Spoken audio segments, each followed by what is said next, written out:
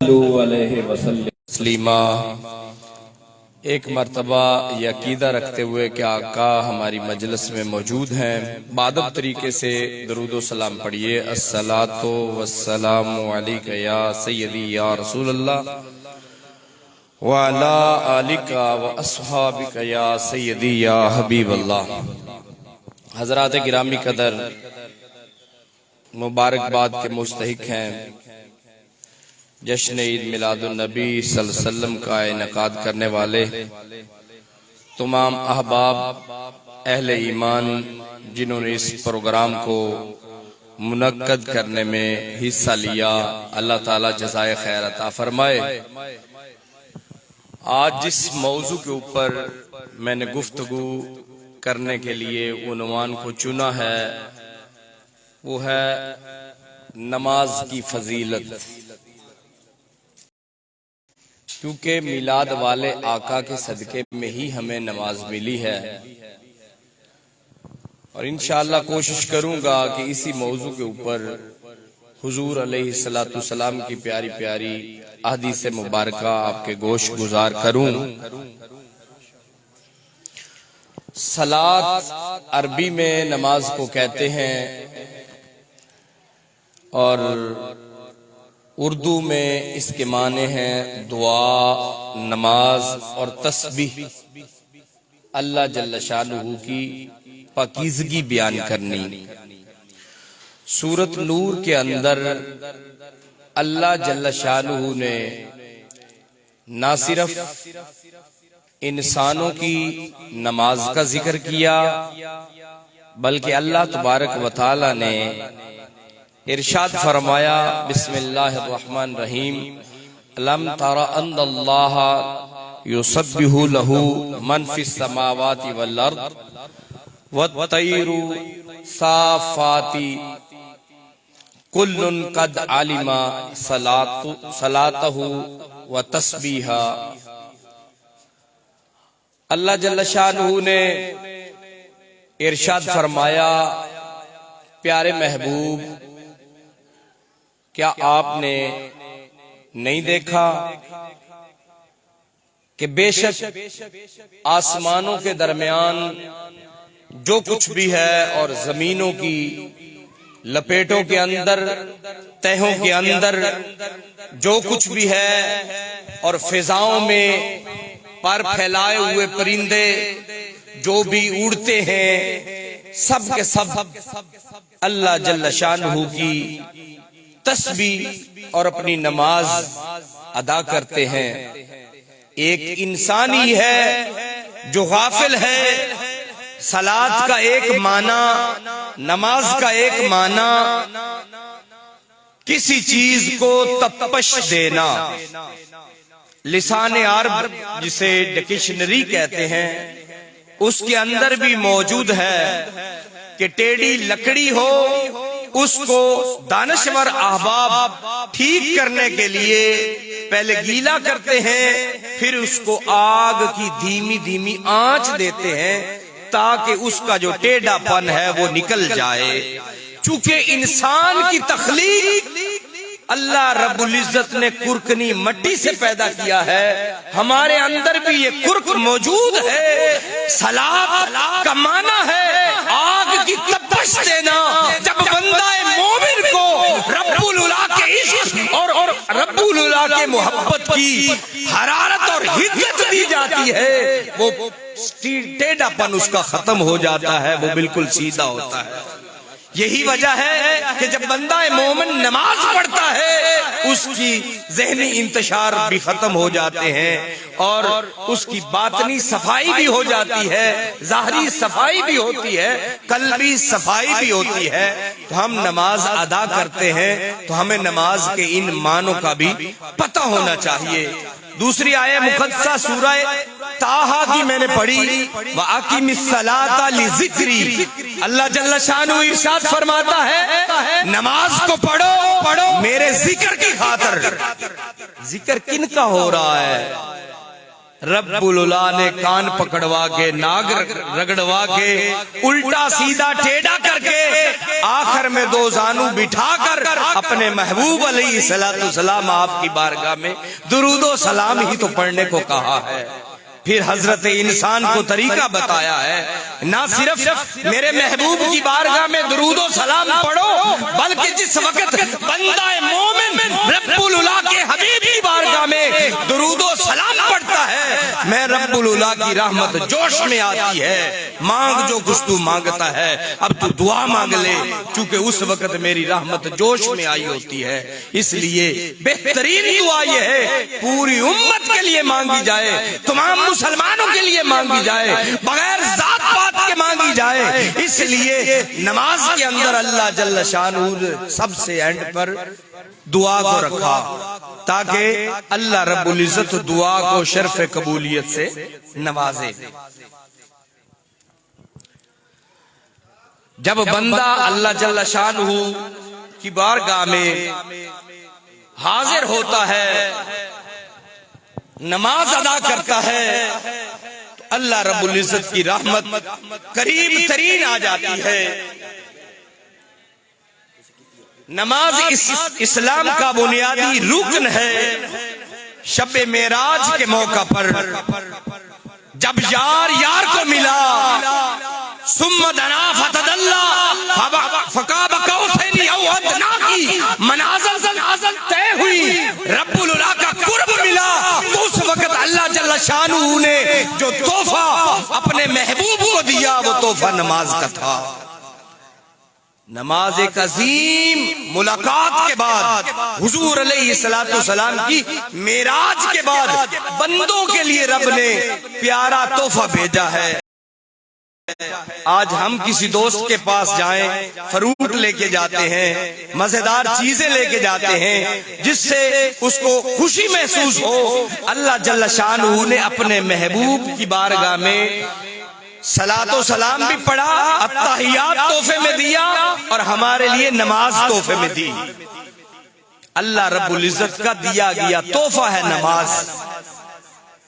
आज हम जिंदगी में परेशानियों में मुब्तला है, महज सिर्फ वजह यही है कि हमने रब की याद को भुला दिया।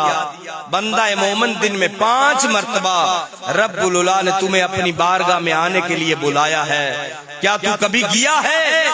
अगर नहीं गया तो यकीनन रब्बुल उला ने तुम्हें अपनी बारगाह से मरदूद कर दिया है, रद्द कर दिया है, दाखिल ही नहीं होने दिया।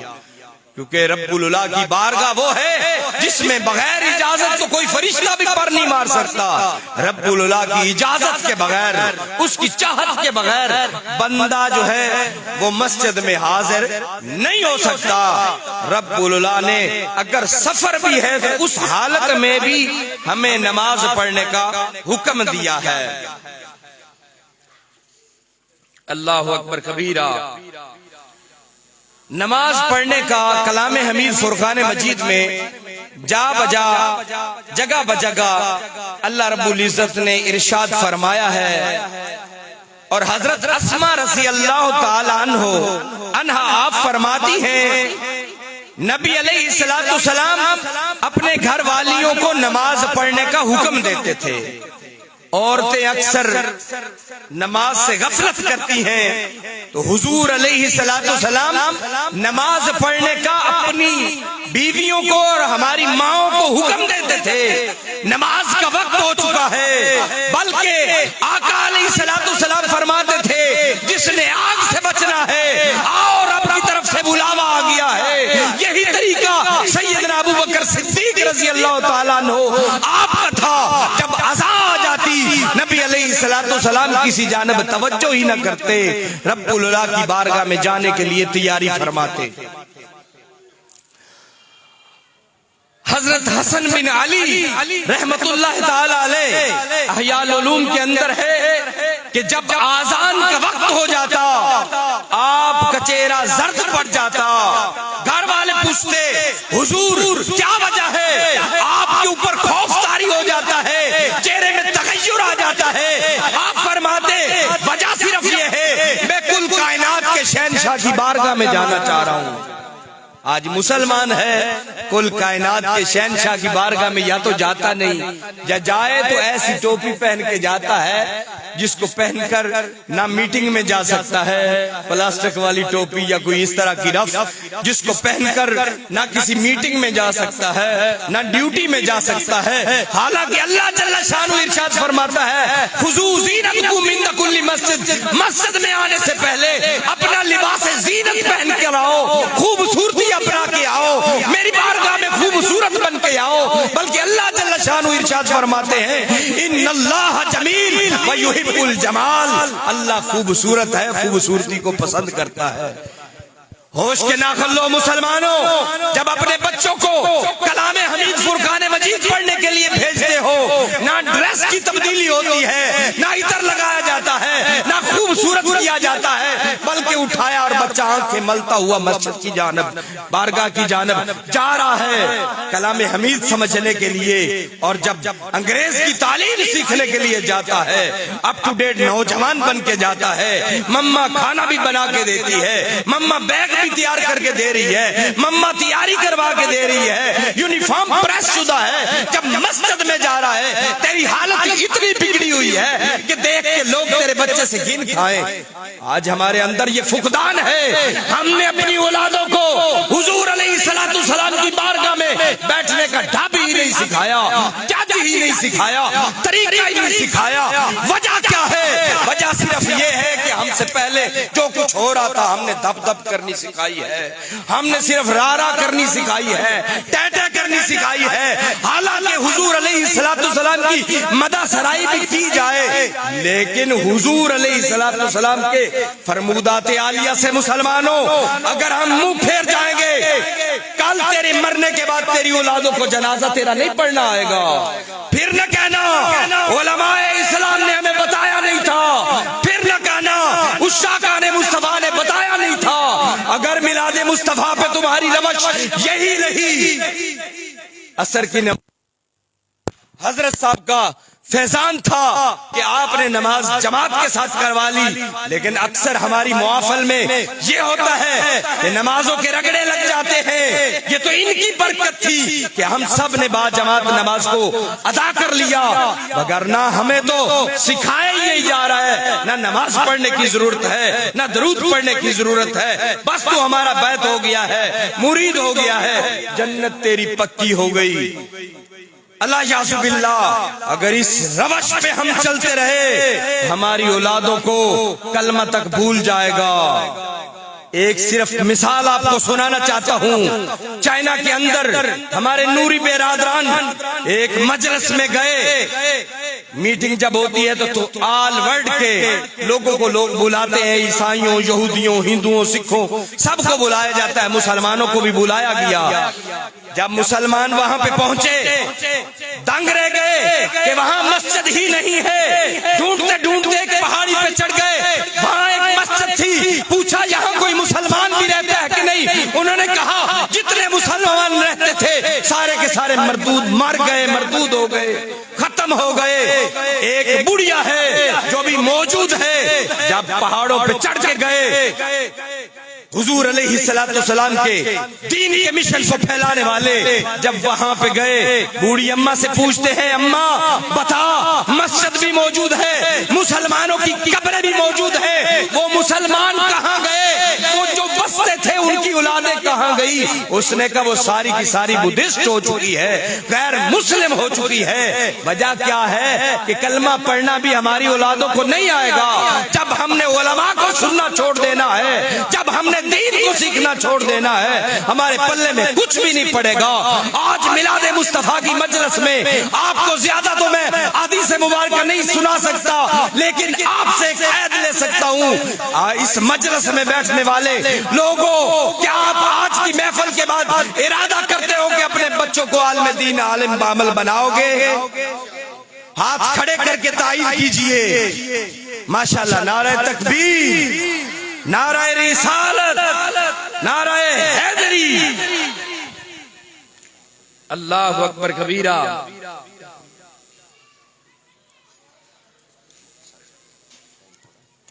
अपने मौजू को मैं इंतहाई मुख्तसर अंदाज में समेटता जा रहा हूँ। एक दो अहादीस मुबारक आपकी गोश गुजार करूंगा। हजरत मालिक रजी अल्लाह ताला अन्हु आपसे मरवी हदीस है और ये हदीस बुखारी शरीफ की हदीस आपको सुनाना चाह रहा हूँ।